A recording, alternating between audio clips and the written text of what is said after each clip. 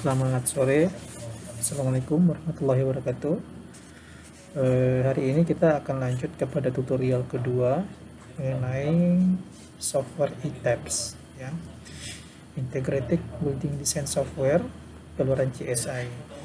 Pada pertemuan pertama kita sudah membahas mengenai konsep dari perhitungan permodelan struktur, ya, menggunakan eTapes, sejarah seperti apa.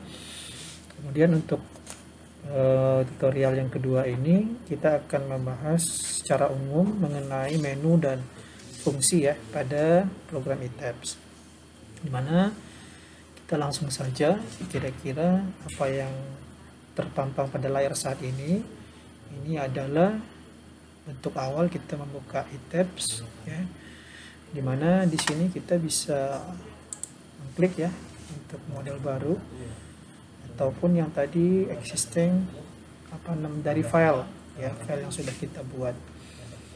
Kira-kira kita bikin aja sementara seperti ini, ya, kita bikin satuannya metrik, kemudian kita okekan. Nah, kita buat grid only, kita pilih aja dulu sementara seperti ini untuk masuk ke tampilan awal, kita okekan.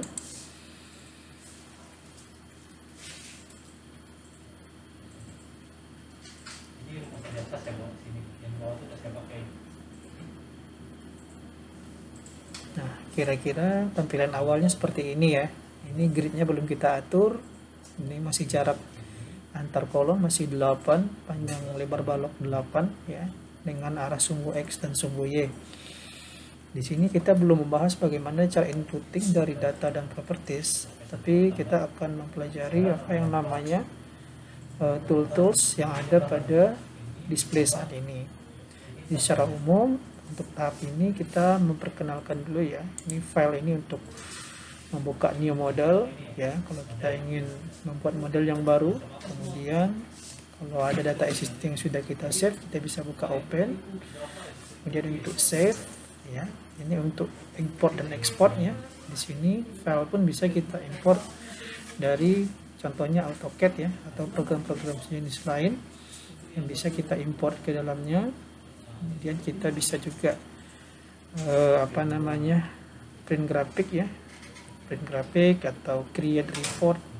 Create report ini ada macam-macam, ya, dari summary report digunakan untuk menyimpan ringkasan analisis yang telah dikerjakan, ya. Kemudian yang intinya itu digunakan tools ini digunakan untuk mencetak atau menyimpan data yang sudah dianalisis, ya, dalam menu, ya, create report, atau bisa juga kita print grafik. Nah, kemudian kita juga bisa nanti untuk show input dan output dari file, ya, kira-kira seperti itu.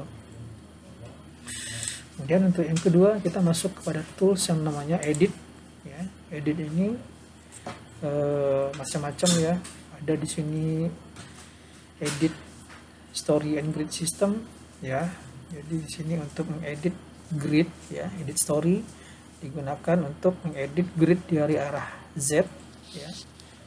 Kalau insert story, ya, digunakan untuk menambah jumlah grid dalam arah Z, ya. Kemudian delete story digunakan untuk mendelete, ya, grid yang telah dibuat, ya.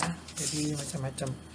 Di sini juga ada fungsinya untuk extrude, ya, extrude, kemudian merge join dan sebagainya sesuai dengan kebutuhan, ya. Kemudian yang ketiga ada menu view, ya. Di sini ada banyak tools, cuman secara umum kita jelaskan bahwasanya di menu view ini ada seperti set 3D view, itu digunakan untuk mengatur tampilan pada model, pada window yang diaktifkan untuk pandangan 3 dimensi, ya, 3 dimensi. Kemudian untuk set plan preview itu digunakan untuk menampilkan data struktur untuk diaktifkan pada pandangan 2 dimensi. Kalau untuk set elevation view ini digunakan untuk mengatur tampilan tampak, ya, atau potongan gambar dari model, ya, yang diaktifkan juga pada penampang 2 dimensi, ya. Kemudian set building view, ya, digunakan untuk tampilan yang akan dikeluarkan atau dilihat sesuai dengan pilihan yang akan disediakan, ya. Kemudian ada juga change axis location ya. Change axis location ini digunakan untuk menggeser koordinat dasar atau benchmark arah X, Y, dan Z ke posisi yang direncanakan. Nah, di sini kita akan menggunakan tool view seperti ini. Kemudian menu define ya, secara garis besarnya kita akan lihat di sini ada material properties, digunakan untuk memasukkan jenis material ya. Jenis material seperti baja, beton, atau material struktur lainnya yang akan dipakai dalam perancangan ya, termasuk data mengenai sifat mekanis dari bahan yang akan digunakan. Di sesi selanjutnya akan kita bahas secara rinci. Kemudian di sini juga ada mungkin semacam section ya. Di sini section properties, ada contohnya frame section. Ya, frame section ini digunakan untuk mengimpor ya, potongan dari penampang profil database yang tersedia. Ya, membuat potongan profil beserta dimensinya, kemudian bisa juga untuk memeriksa kembali serta memodifikasi potongan profil atau menghapus potongan penampang pada profil yang sudah ada. Ini untuk frame. Kemudian di bawah juga ada slab ya, deck sama wall ya. Ini fungsinya untuk membuat deck ya, lantai, dinding, atau memodifikasi serta memeriksa kembali properti yang sudah ada ya, serta menghapus juga properti yang sudah ada kalau ada yang mau dihapus ya. Kemudian ada diafragma ya, diafragma untuk membuat ya, atau bisa juga memodifikasi diafragma yang direncanakan. Kemudian ada fungsi yang hampir sama sampai ke bawah ya. Kemudian di sini ada function ya, function itu response spectrum function yang fungsinya yaitu untuk mengakses fungsi dari response spectrum sesuai dengan peraturan yang berlaku ya, serta membuat dan memodifikasi, serta bisa juga untuk menghapus fungsi reaksi dari teks file yang ada ya. Perintah ini digunakan untuk menganalisis struktur secara dynamic. Nah, di sini ada response spectrum, ada time history ya. Ini dijelaskan juga oleh SNI Gempa tahun 2019 ya. Nah, kalau untuk time history ini digunakan juga untuk menentukan fungsi time history untuk analisis dynamic juga.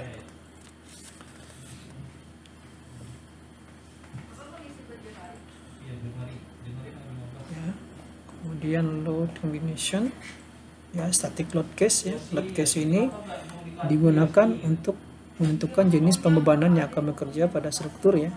Load case, kemudian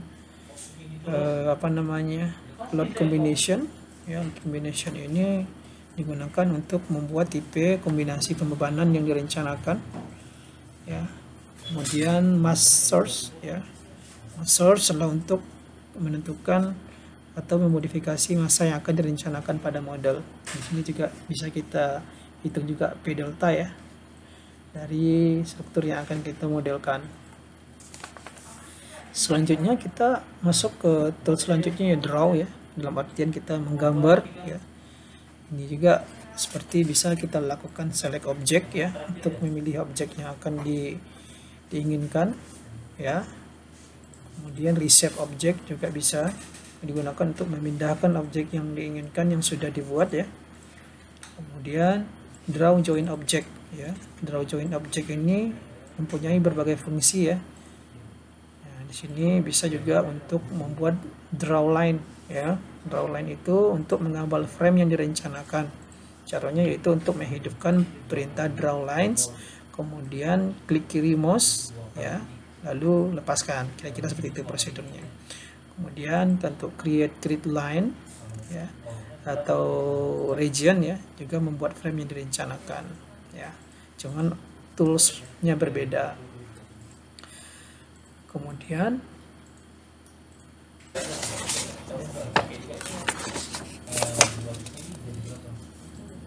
ini juga snap ya, snap to ya, untuk mengedit objek yang tepat dengan cepat dan tepat ya. Kita juga bisa melihat ada tools intersect ya, dan lain sebagainya. Kemudian selanjutnya adalah menu select ya. Jadi select ini bisa kita lihat di sini ya, ada pointer in window, digunakan untuk memilih objek ya dengan pointer ya. Jadi untuk memakainya kita hidupkan window yang dipilih ya, kemudian diaktifkan terlebih dahulu. Kemudian intersecting line ya digunakan untuk memilih objek dengan cara menarik garis ya, pakai mouse nanti. Kemudian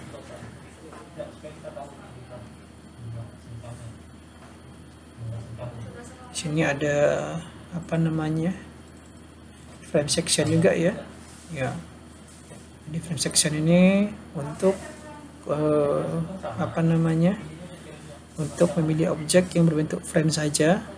Ya, kalau ada slab, wall, deck, ya itu digunakan untuk memilih objek ya seperti yang memiliki area ya seperti dinding, lantai, deck. Ya, kemudian di sini ada juga all ya. All itu digunakan untuk memilih semua objek ya. Ya. Kemudian di sini ada deselect ya. Deselect itu artinya untuk mengembalikan objek yang sudah diberikan perintah sebelumnya ya, ke posisi tidak memilih gitu loh. Kemudian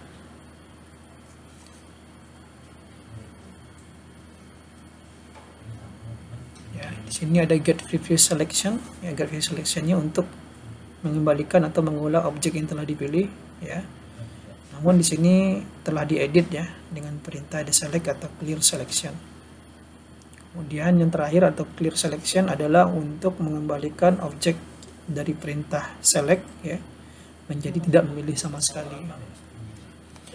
Kemudian kita pindah ke menu selanjutnya yaitu menu assign ya. Menu assign ini ada, kita lihat ini join ya, join atau point yang digunakan untuk mengedit titik objek atau pertemuan dari join. Ya, di sini ada macam-macam ya, ada restraint, spring ya, diafragma. Diafragma itu ya untuk menentukan tipe diafragma yang telah dibuat sebelumnya. Ya, kalau restraint untuk menentukan degree of freedom ya atau derajat kebebasan pada objek yang dipilih. Apakah berupa titik ya, roll, sendi atau jepit. Kemudian kita beralih ke frame ya. Frame digunakan untuk mengedit frame ya atau garis. Nah, di sini ada macam-macam, ada kalau frame section itu untuk menentukan properti atau potongan penampang ya. Kemudian juga untuk ya section properties ya. Di sini juga ada local access ya. Local access ini untuk mengedit atau mengubah arah sumbu lokal pada proyek yang direncanakan ya. Yang lain bisa dicoba sendiri ya. Kemudian masuk ke shell ya. Ya, untuk shell digunakan untuk mengedit atau memodifikasi objek yang berbentuk bidang ya, contohnya seperti dinding ya, plat, diafragma. Di sini ada banyak ya, slab, deck, wall, opening dan sebagainya. Nah, inilah fungsinya. Nah, kemudian sementara itu sudah, oh ya, ini ada join ya. Join ini atau point load digunakan untuk pembebanan pada suatu titik ya. Nah, ini kita menggunakan point. Kemudian shell juga ya. Untuk shell digunakan untuk pembebanan di bidang dinding, lantai atau deck. Nah, kemudian di sini kita juga bisa untuk memasukkan beban ya, beban terpusat, beban merata ya. Kemudian ini adalah beban yang mau dipikul oleh bidang ya. Selanjutnya kita masuk ke menu analyze ya. Di sini ada menu check model ya untuk melakukan pengecekan terhadap model yang sudah dibuat. Kemudian juga set analysis set load case ya. Kita set load case to run ya, atau bisa juga set analyze option untuk menyeting analisis yang akan digunakan ya. Sebelumnya cek model sebaiknya kita cek dulu untuk mengecek kembali model telah dibuat sebelum di running ya.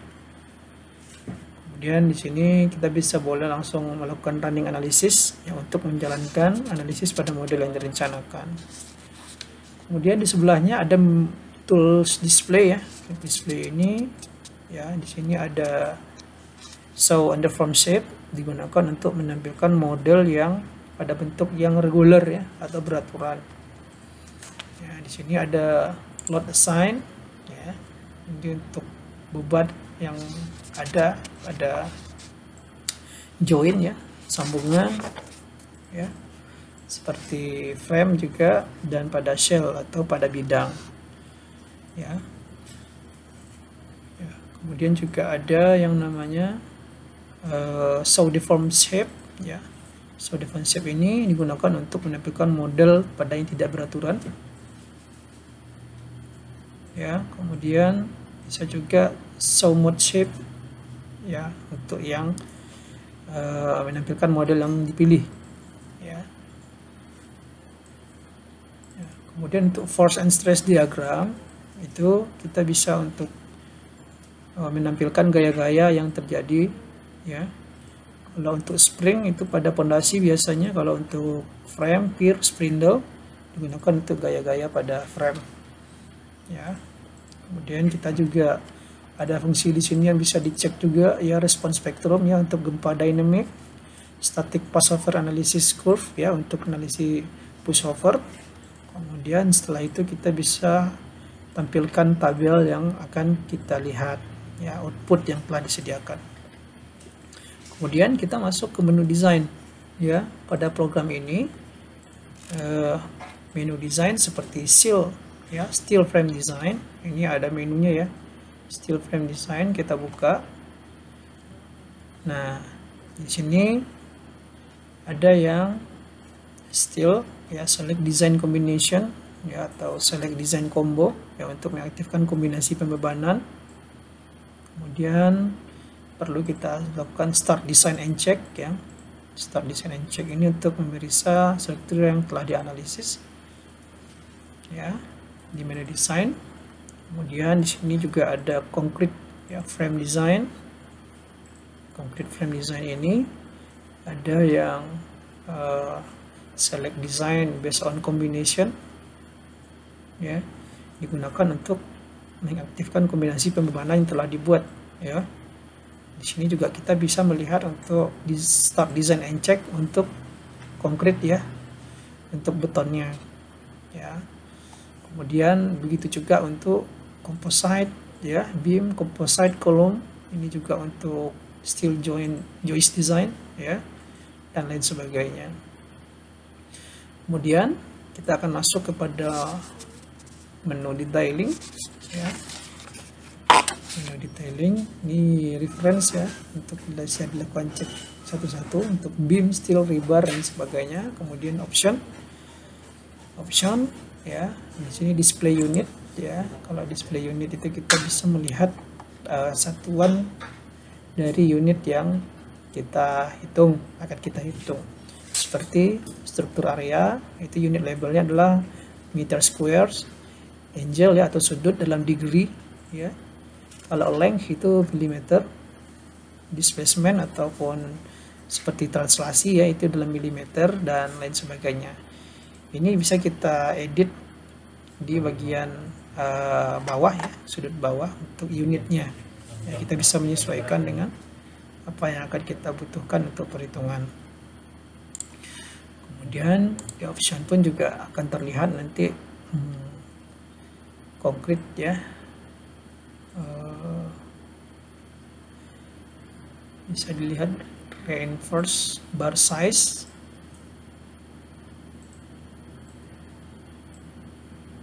ya. Kemudian bisa juga kita cek live load reduction.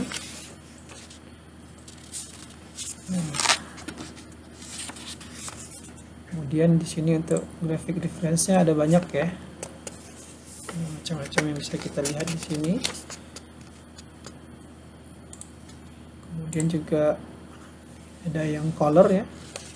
Color itu kita gunakan, bisa color display ya, macam-macam. Kalau untuk kolom bisa kita warnai warna apa, bisa kita ganti ya. Untuk output juga bisa kita ganti, ya. Kemudian ada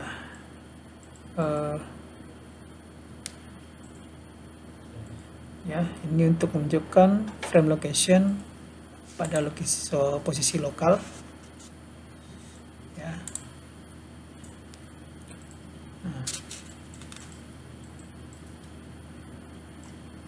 Ya, kira-kira seperti itu.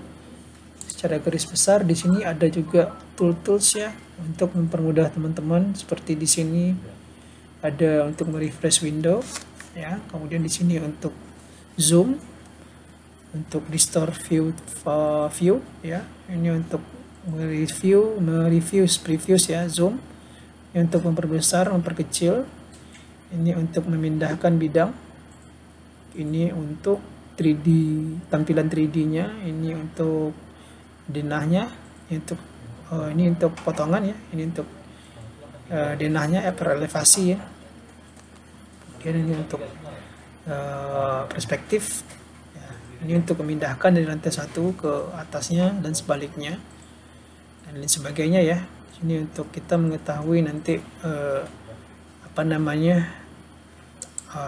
tools yang akan kita nyalakan ya. Di sini mau di-extrude kah tampilannya atau tidak ya. Berarti bisa kita centang atau bisa kita hapus. Ya, di sini sampai ke kiri, nanti semakin ke kanan ini adalah hasil dari pengolahan analisis data yang bisa kita keluarkan hasilnya. Tentunya setelah kita lakukan analisis struktur. Kemudian di sini ada juga shortcut ya untuk menggambar ya, menggambar untuk garis ya.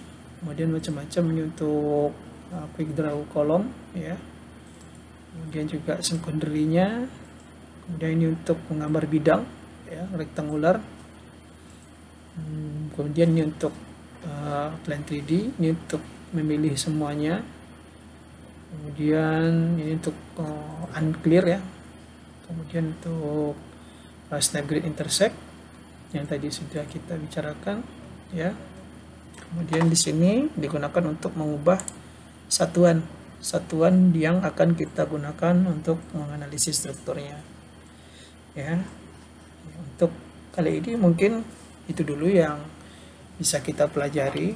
Untuk lebih lanjut kita akan coba bedah tools ini satu persatu di tutorial selanjutnya, dimana untuk analisis strukturnya setidaknya teman-teman harus menguasai dahulu terkait dengan beton, kemudian terkait dengan mekanika teknik, analisis struktur, kemudian rekayasa gempa, kemudian ada yang namanya teori getaran ya, karena di sini kita akan mengacu pengolahan data menggunakan beban hidup, beban mati ya, super dead load, kemudian juga beban dynamic ya, seperti respon spektrum tadi yang sudah kita paparkan secara garis besar. Jadi di sini memang dibutuhkan kejelian dalam membuat preliminary design ataupun desain secara umum untuk mendeskripsikan dimensi ataupun penampang dari struktur yang kita modelkan. Kemudian dibutuhkan juga setelah data dari ITAPS ini di running, teman-teman diharapkan bisa untuk mengecek kembali dengan cara manual ya, ataupun mengecek detail dari permodelan apakah sudah memenuhi persyaratan atau belum ya, baik untuk platnya, denyutan pada plat dan lain sebagainya. Kemudian diagram interaksi untuk kolom, kemudian juga untuk kapasitas penampang dari balok ya terhadap momen dan daya geser. Kemudian juga kita perlu perhitungkan akibat dari efek dinamik ya, dimana apakah terjadi simpangan antar lantai ya, P deltanya ya, bisa P delta. Kemudian juga kita perlu mencek running dari etapnya apakah mengalami translasi atau rotasi ya. Kemudian bisa juga dicek beam kolom join kita dan juga konsep strong column weak beam ya. Jadi itu hal-hal dasar yang perlu kita perhatikan untuk penggunaan aplikasi ITAPS. Demikian untuk tutorial kedua. Terima kasih.